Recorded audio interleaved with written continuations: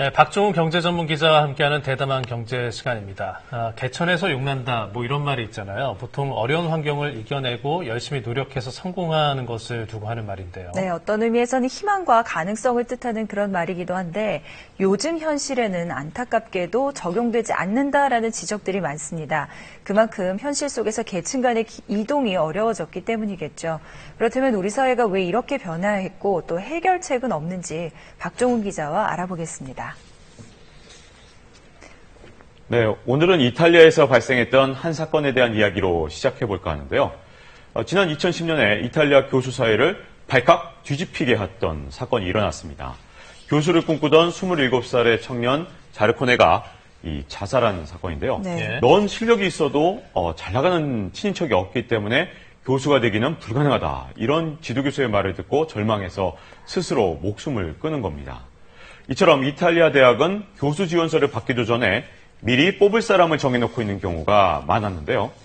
심지어 택시기사 직업까지 부모에게 세습을 받는 경우가 비일비재했습니다. 이렇게 세습형 경제가 고착화되면서 2000년 이후 14년 동안 이탈리아의 연평균 경제 성장률은 0%대였습니다.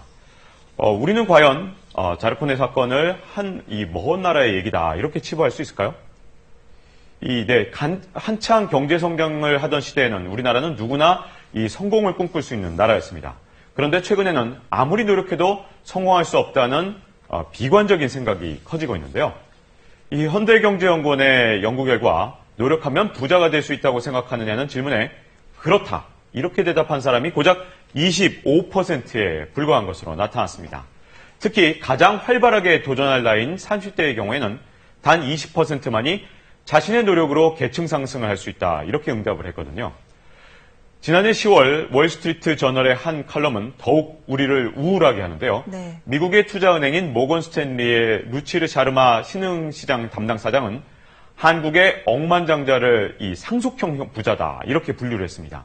한국에서 1조 원 이상을 보유한 억만장자 중에서 84%가 부모에게 재산을 물려받아서 부자가 됐기 때문인데요.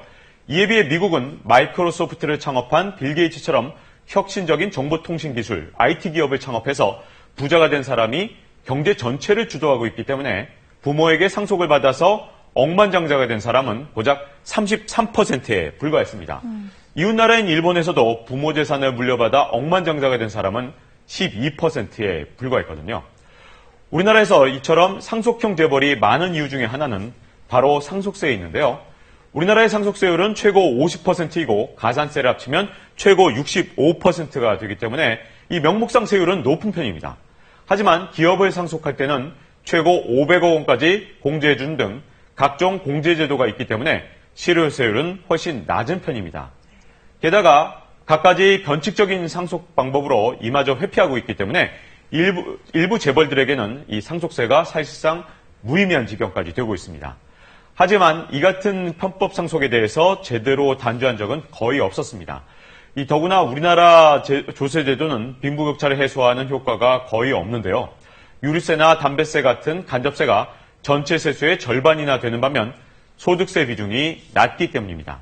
지난해 국제구호단체인 옥스팜이 경제협력개발기구의 자료를 토대로 조세제도로 빈부격차가 개선되는 효과를 계산한 결과 핀란드는 무려 46%, 미국은 25%에 이르렀는데 우리나라는 고작 9%의 그 효과가 그친 것으로 나타났습니다.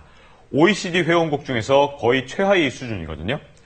더욱 큰 문제는 부의 대물림보다 바로 가난의 대물림이 고착하게 되고 있다. 이런 문제점인데요.